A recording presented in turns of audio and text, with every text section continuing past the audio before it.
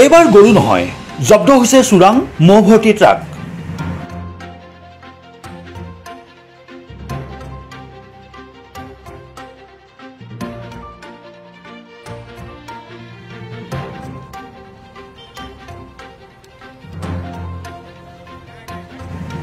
গোলকগঞ্জৰ অসম বংগ সীমান্তত জব্দ হৈছে মহ ভৰ্তি বাহন।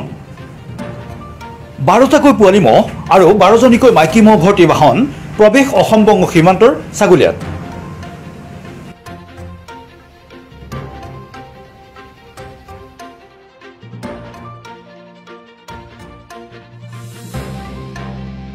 বৈধ নথিপত্ৰবিহীন মহ ভৰ্তি বাহনখন অসমত প্ৰৱেশৰ খবৰ লাভ কৰাৰ পিছতে ইউনিভাৰ্চেল নিউজৰ গোলকগঞ্জৰ সাংবাদিক ঘটনাস্থলীত গৈ উপস্থিত হয়।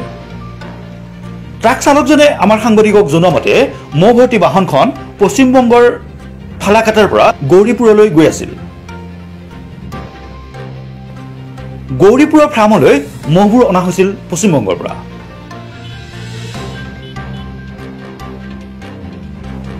মহ ভৰ্তি বাহনখনৰ নম্বৰ হৈছে AS27C6572।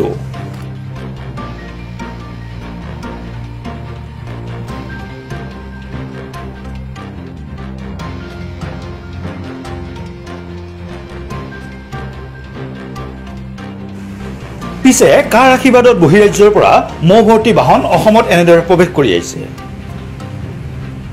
আৰক্ষীৰ সেউজ সংকেতলৈ অপেক্ষা কৰিছিল নেকি বাহন চালকে?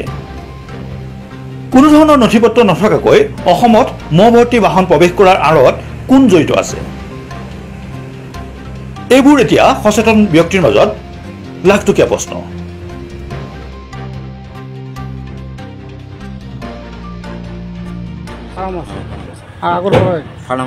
আপুনি এইখন গাড়ীতে আগত লৈ গৈছে? না, মই ফাৰ্ষ্টে পাইছোঁ। এইবাৰ ফাৰ্ষ্ট শুনা পালোঁ এইখন গাড়ীতে আগত লৈ গৈছে? অঁ, আগত লৈ গৈছে।